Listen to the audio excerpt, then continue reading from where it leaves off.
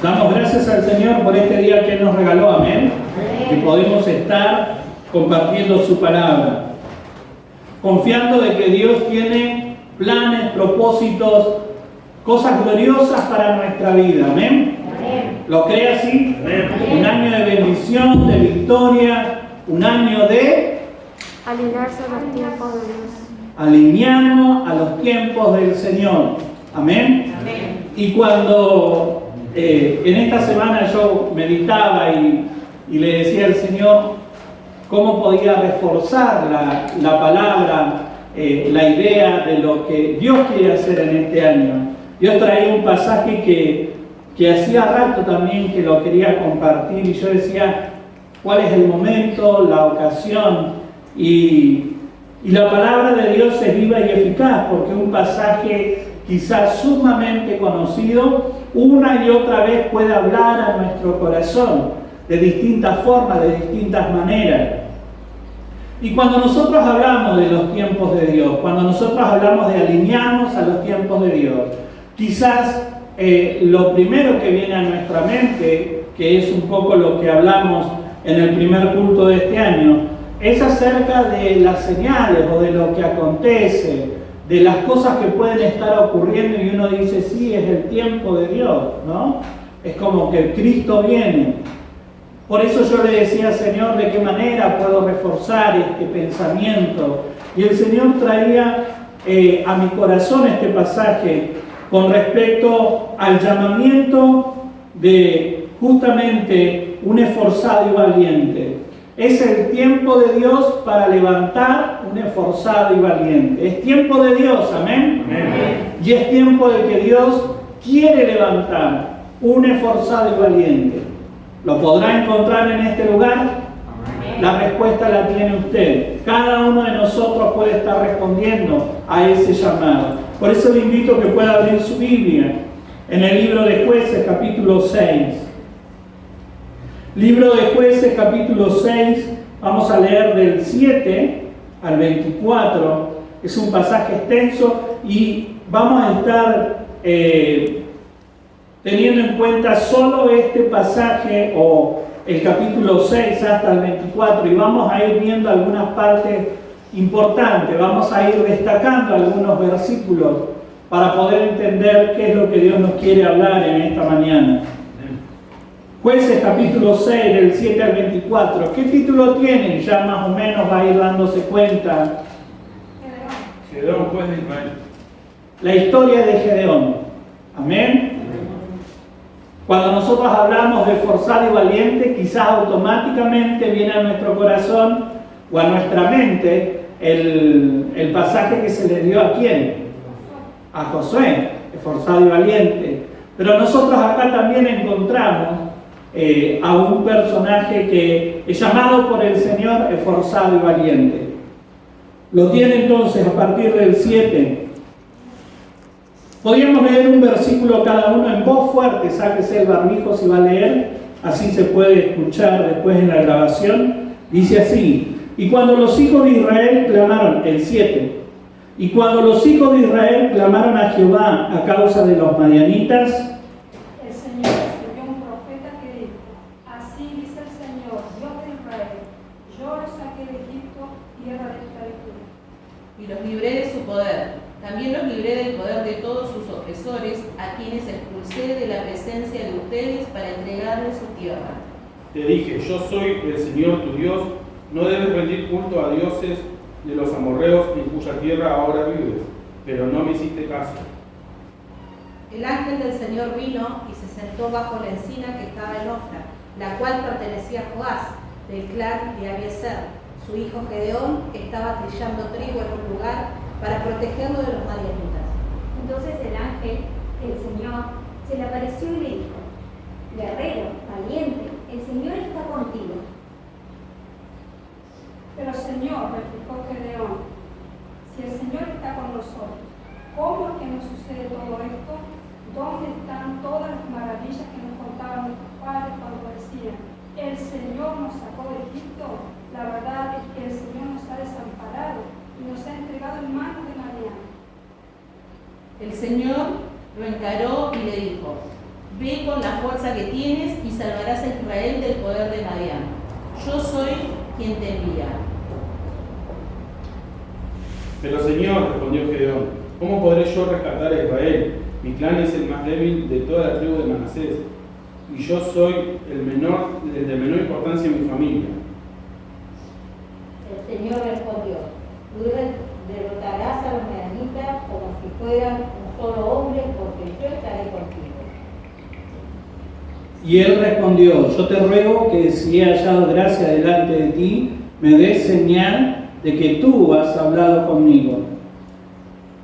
Te ruego que no te vayas hasta que yo vuelva y traiga mi ofrenda y la ponga ante ti. Esperaré hasta que vuelvas, le dijo el Señor. Gedeón se fue a preparar un cabrito, además con una medida de harina hizo panes sin levadura. Luego puso la carne en una canasta y el caldo en una olla, y lo llevó y se los ofreció al ángel bajo la encina. Así que el ángel de Dios le dijo: pon la carne y el pan sin levadura sobre esta piedra y derrame el caldo sobre ellos. Y Gedeón hizo lo que se le indicó. Entonces, por la punta del bastón que llevaba en la mano, el ángel del Señor tocó la carne y el pan sin levadura, y de la roca salió fuego que consumió la carne y el pan.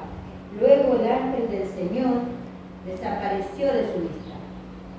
Cuando Gedeón se dio cuenta de que se trataba del ángel del Señor, exclamó: ¡ay de mí, Señor y Dios! He visto al ángel del Señor cara a cara. No te preocupes, le contestó el Señor, no tengas miedo, no morirás.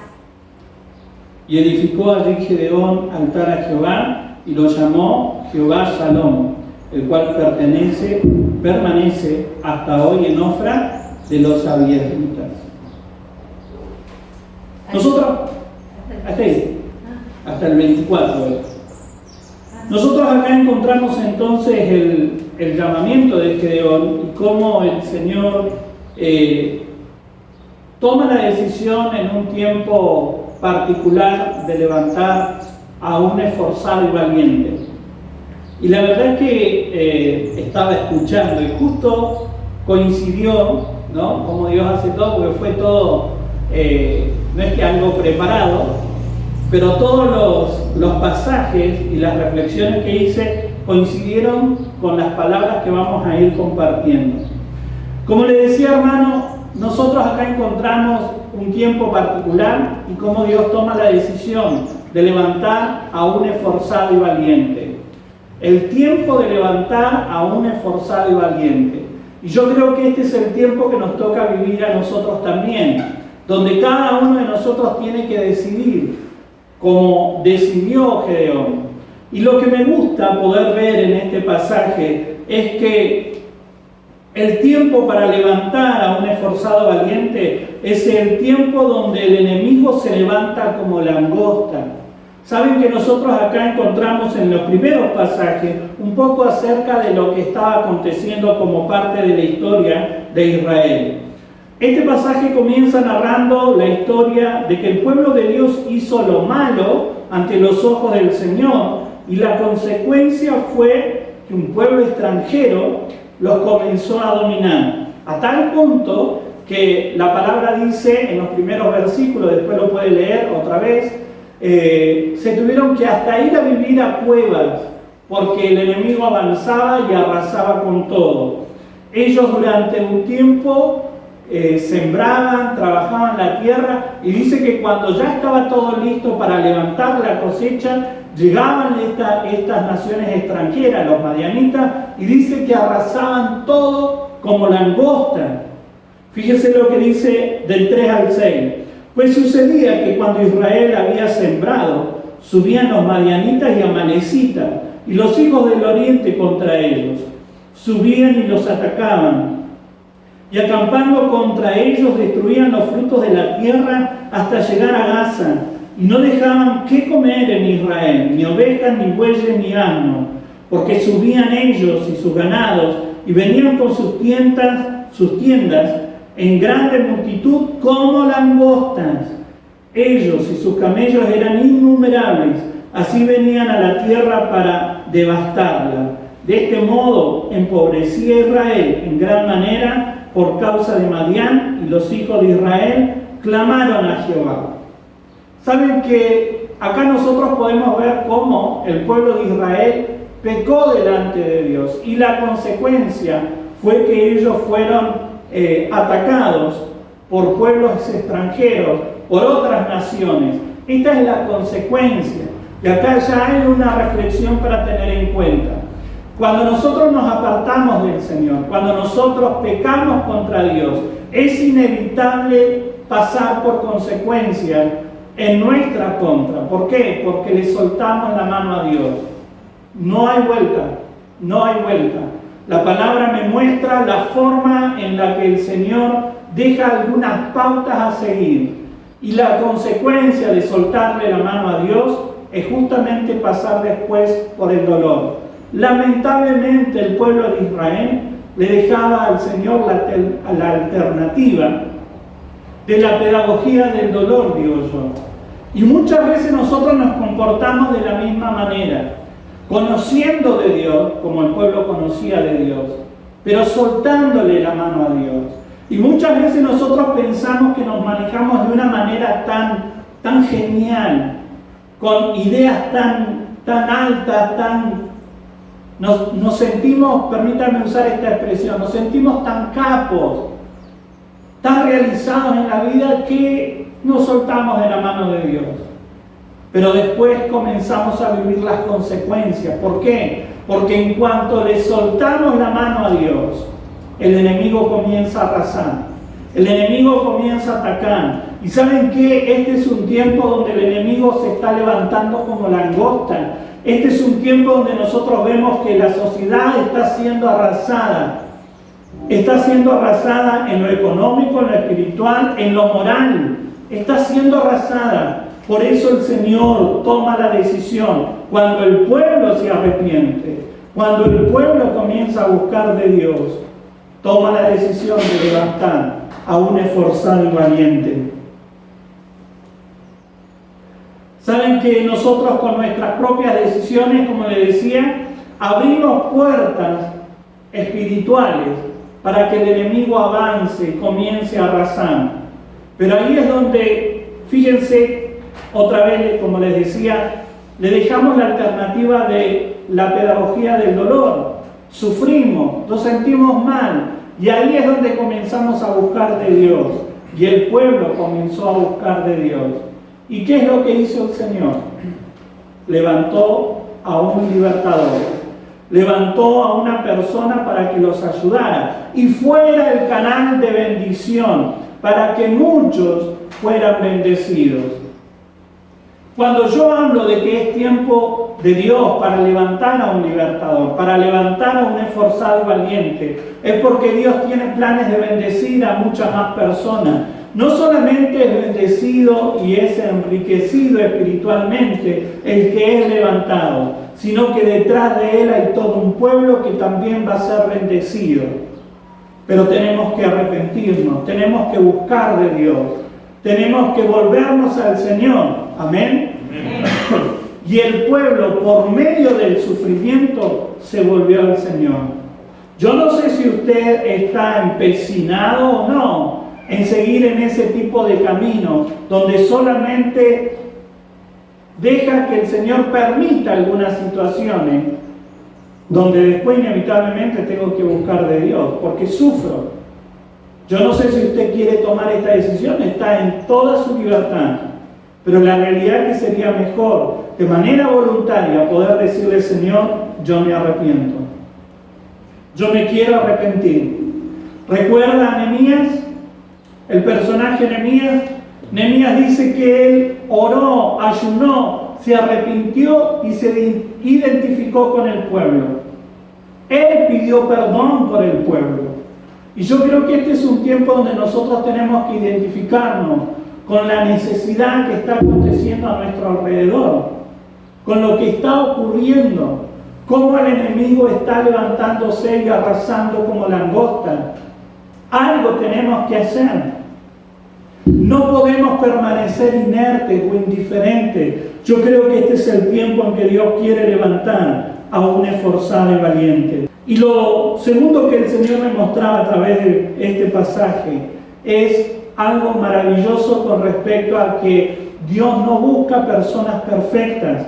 Él no mira nuestra condición humana. Para levantar a un esforzado y valiente, Dios no mira nuestra condición. Nosotros quizás sí, es como que tenemos esos prejuicios con respecto a quién está al frente, con respecto a quién Dios está levantando, juzgamos algunas cosas desde nuestro punto de vista natural, pero Dios no hace eso, porque Él cuando llama capacita, cuando Él nos levanta nos entrega de su poder, de su gloria, para justamente poder enfrentar cada una de las situaciones que nos toque vivir. Dios no hace de cada uno de los que llama carne de cañón, como en aquel tiempo antiguo donde se hacían guerras y al frente ponían, digamos, consideraban a los menos importantes, para los que tenían que caer primero. Y así se eliminaba un poco de artillería, podríamos decir. Dios no hace eso con su iglesia. Dios no hace eso con nosotros. Porque cuando Él nos llama, nos levanta, nos capacita y nos embiste de poder. Amén. Por eso Él no mira nuestra condición. Si nosotros prestamos atención, acá nosotros encontramos en el pasaje específico, encontramos en el versículo 11: y vino el ángel de Jehová y se sentó debajo de la encina que está en Ofra. Dice que el ángel de Jehová se presentó. ¿Qué significa esto? En el Antiguo Testamento se le dice una teofanía y a veces una cristofanía. ¿Qué quiere decir? Que es la aparición de Dios mismo, tomando una forma entendible para el hombre. En este caso, el ángel de Jehová.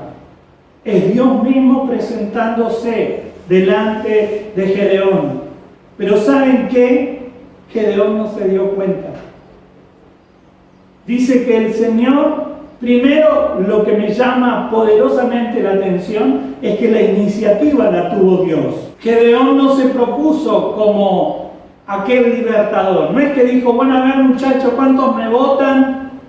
Porque tengo ganas de hacer algo en favor del pueblo. La palabra de Dios no me muestra eso.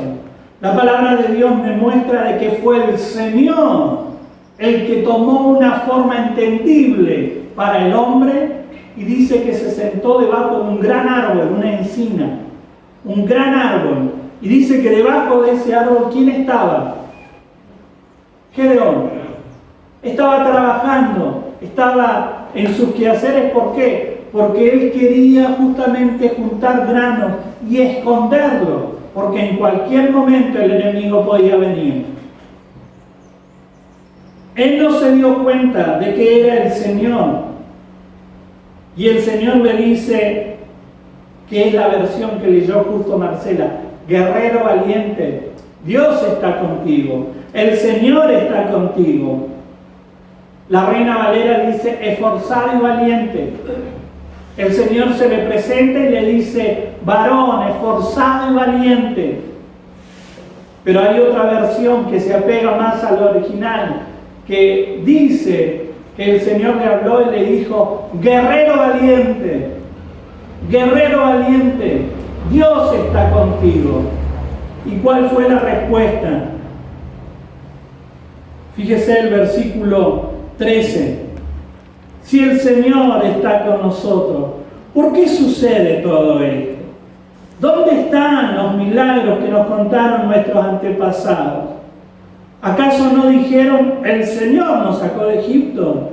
Pero ahora el Señor nos ha abandonado y nos entregó en manos de los madianitas. Él se estaba quejando, él se estaba lamentando, él se sentía abandonado por Dios. Pero sin embargo fue la persona que Dios eligió y dijo, esta es la persona, este es mi guerrero valiente. Y el guerrero valiente le dice, pero Dios no está con nosotros. Y Dios estaba hablando con él. Dios estaba hablando con él. Entonces acá es donde yo puedo ver que Dios no busca gente perfecta. Jamás Dios buscó a través de la historia, y usted lo va a poder comprobar, porque la Biblia no es un libro donde presenta a los personajes bíblicos como gente perfecta. En ningún momento. La palabra lo que nos muestra es que el Señor llama a hombres y mujeres comunes y corrientes, aún con imperfecciones como esta persona, que dudaba del Señor, como usted o como yo, cuando a veces nos pasa algo difícil, o a usted no le ha pasado. No, pasa en otras iglesias. Yo sé que hay fe, que todos se levantan y declaran la palabra. Yo sé que pasa en otros lugares, ¿no? Cuando nos pasa algo y algunos dicen, ¿por qué me pasa esto? ¿Por qué estoy así? ¿Por qué una tras otra parece que me pasan todas a mí? Yo sé que eso lo dice otra gente, no acá, porque acá hay gente de fe.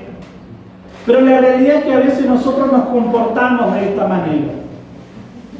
Y comenzamos a decirle, Señor, ¿dónde estás? Todo lo que estoy viviendo, el enemigo está viniendo, está atacando.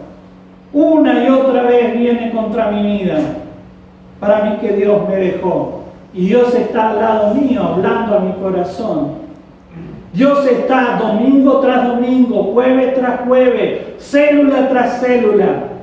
Cada momento que yo decido leer la palabra, Dios está hablando a mi corazón. Y a veces uno dice, ¿dónde está Dios? Dios nos está hablando. Dios quiere seguir hablando y levantando a hombres y a mujeres dispuestos, no gente perfecta. Gedeón se estaba quejando y estaba hablando con el Señor mismo. Y ahí es donde él recibe la directiva de salvar al pueblo con la fuerza que él tenía.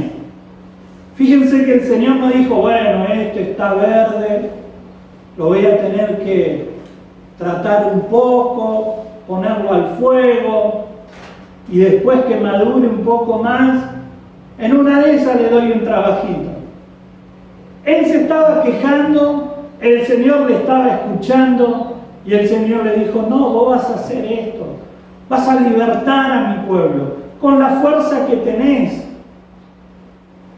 con la fuerza que vos tenés. Y algunos se miren, ¿qué fuerza tengo yo? ¿Qué fuerza tengo yo? Y a veces nosotros nos comportamos de la misma manera. Por eso, hermanos, yo les quiero decir que este es un tiempo especial para levantar a un esforzado valiente. Y Dios no está mirando nuestra condición. Dios no mira cómo nosotros nos comportamos, ni aún cómo nosotros nos sentimos o nos percibimos a nosotros mismos. El Señor le da la directiva. Y la nueva versión internacional que leyó Marcia, justamente usa esta frase, el Señor lo encaró, y me gusta esa versión. Las otras versiones dicen, y el Señor le habló, el Señor le miró y le habló. ¿Y saben qué, hermano? Cuando yo leía esto, yo digo, hay momentos donde necesitamos que el Señor nos encare. Necesitamos que el Señor nos encare, como cuando alguien nos dice, pará, ¿qué estás diciendo? Porque a veces pensamos y hacemos la idea de como que, no, Dios es amor, como que va a venir con una nube, con algodoncito, nos va a tocar, como todo suavecito, porque el Señor es amor, el Señor es bueno. Y no nos hacemos la idea de que el Señor nos va a agarrar y decir, Rodrigo, y te va a sacudir, Rodrigo, para. Presta atención. Te estoy hablando. ¿Qué estás diciendo? A veces pensamos que Dios no nos va a hablar así. ¿Y saben qué? La palabra de Dios me muestra esto. De que Dios se mueve de esta manera. Por eso el Señor lo tuvo que encarar a Gedeón. Porque tenía que llamarle la atención. Tenía que haber un momento como de sacudón. ¿Y saben qué? A veces Dios nos sacude con algunas situaciones, con algunas palabras, un llamado de atención. ¿Qué estás haciendo, Emanuel? Nos tiene que llamar la atención. Nos tiene que encarar, como dice esta versión. Él es confrontado por el Señor para realizar una tarea libertadora donde muchos iban a ser bendecidos. ¿Saben por qué Dios nos tiene que encarar? Porque el beneficio es mayor. Amén. El beneficio no es solamente para mí.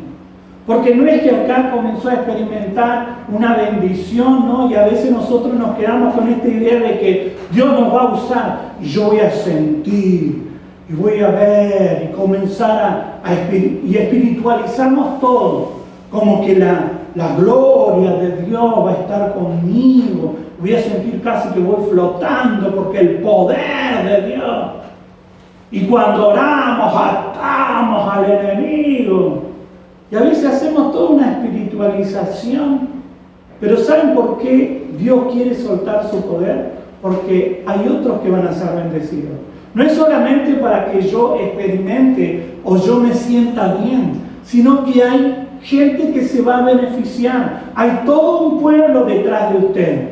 Por eso Dios quiere levantarle.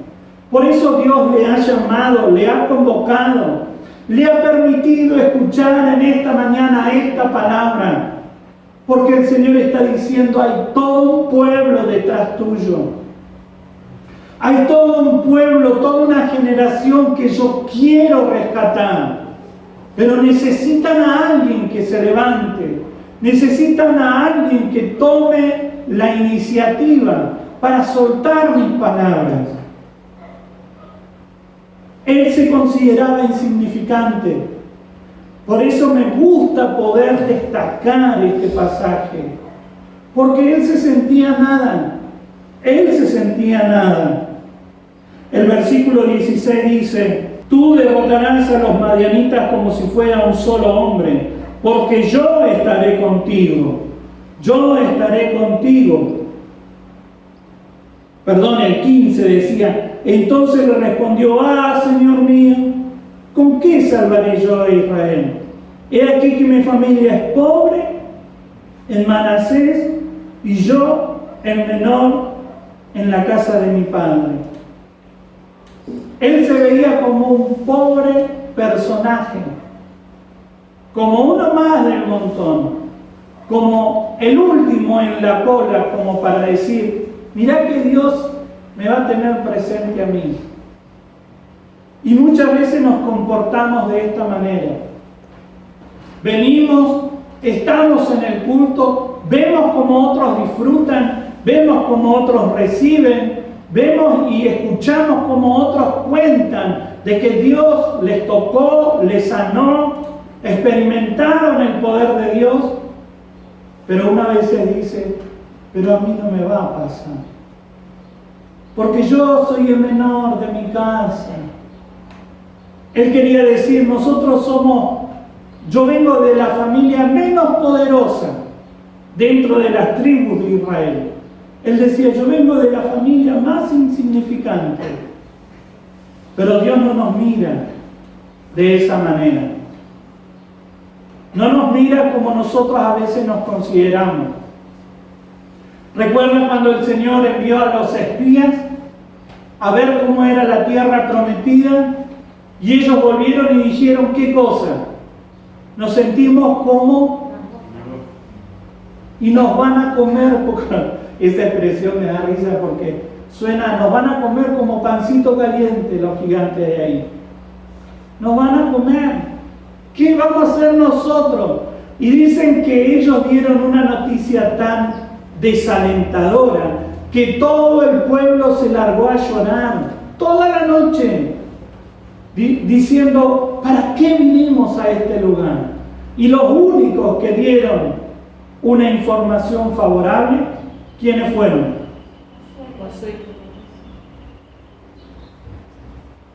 Josué y Caleb. Fueron los únicos que dieron un informe favorable. Después el resto dijo: no, nos van a comer, nos van a matar. Son gigantes. Está bueno todo lo de las bendiciones. Es verdad todo eso, pero no vamos a poder. Y a veces nosotros nos comportamos de esta manera y pensamos de que Dios mira de esta manera nuestra vida. Pero Dios no nos ve de esta manera. Y fíjense que a una persona que no pudo distinguir que estaba Dios hablándole, y él sintiéndose así como insignificante, fue el que Dios dijo: este quiero yo. A este yo voy a llamar. ¿Y saben lo que significa Gedeón?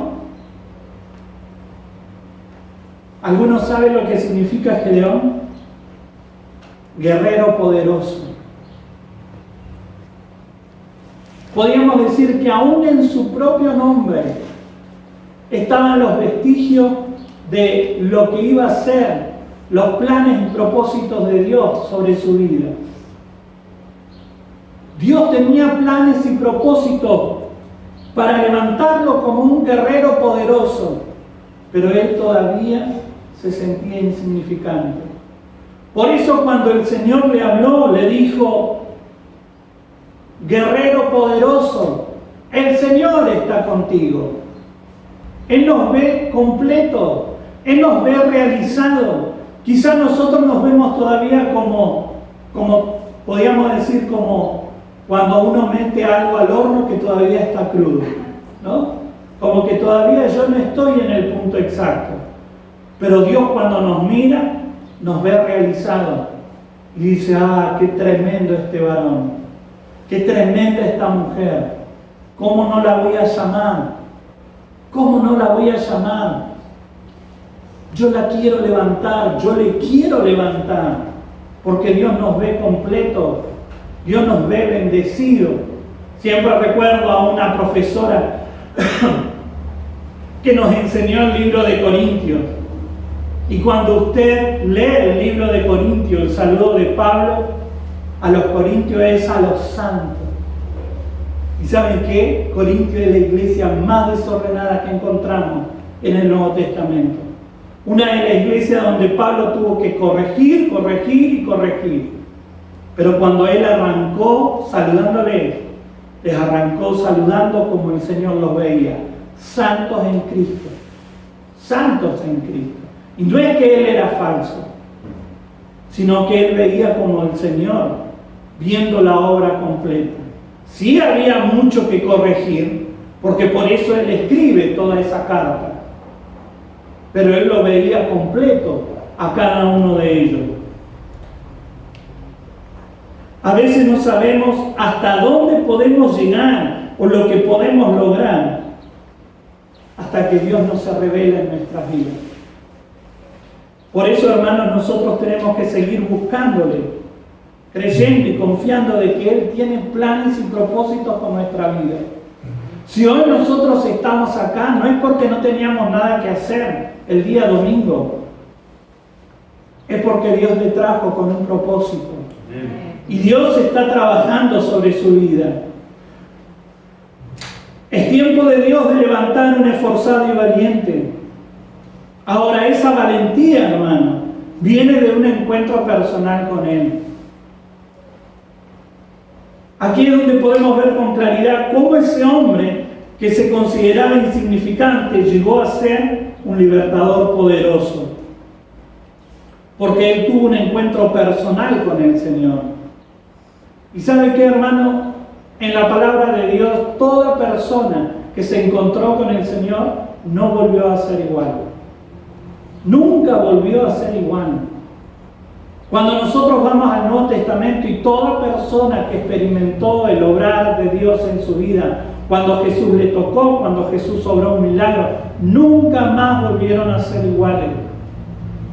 Por eso es tan importante que nosotros no solamente hagamos del venir a la casa de Dios una rutina, sino el poder encontrarnos con Él, entender que venimos a este lugar a encontrarnos con Él. Que cuando nosotros cantamos y adoramos, no es solamente para rellenar el culto, sino que yo me vengo a encontrar con Él. Poder entender lo que estamos cantando porque me estoy encontrando con Él. Cuando estábamos cantando esta canción, ¿no? ¿A dónde estaríamos nosotros, hermanos? ¿Dónde estaríamos nosotros si el Señor no hubiera llegado a nuestras vidas? Por eso nosotros tenemos que encontrarnos con Él, comprendiendo de que Dios tiene planes y propósitos con nuestras vidas, aún con nuestras inseguridades, aún con las inseguridades que tenía Gedeón. El Señor puso su mirada sobre su vida, le llamó y le comisionó una tarea tremenda: libertar al pueblo de Israel, para que ellos no solamente se libraran del enemigo, sino que principalmente se volvieran al Señor. Porque si ellos estaban padeciendo lo que padecían, era porque habían pecado. Vuelvo al principio de este capítulo. Cuando ellos fueron atacados fue la consecuencia de haberse soltado de la mano de Dios. El objetivo no era solamente libertarlos, sino ayudarles a que ellos vuelvan a tener comunión con Dios.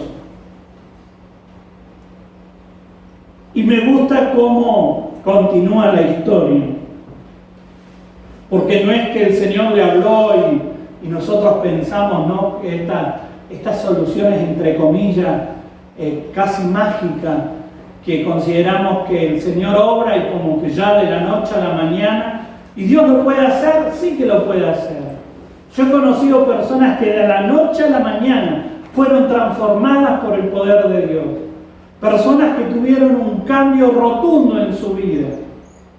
Pero también, por regla general, he visto que Dios inicia un proceso Y fíjense que el Señor le habló, le dijo, poderoso guerrero, yo estoy con vos, yo te voy a levantar, vas a libertar a mi pueblo con la fuerza que vos tenés. Más allá de lo que él se consideraba y todo. ¿Y qué le responde Gedeón? Yo te ruego que si he hallado gracia delante de ti, me des señal de que tú has hablado conmigo, ¿no? Todavía, ¿no? El verde estaba, pero Dios dijo, con este yo tengo un plan. Y le dice, te ruego, permitime, le dice, si he ganado tu favor, dame una señal de que en realidad eres tú quien habla conmigo. Todavía no estaba seguro de que era el Señor que le estaba hablando. Te ruego que no te vayas, le dijo, hasta que yo vuelva y traiga mi ofrenda y la ponga ante ti. Esperaré hasta que vuelvas, le dijo el Señor.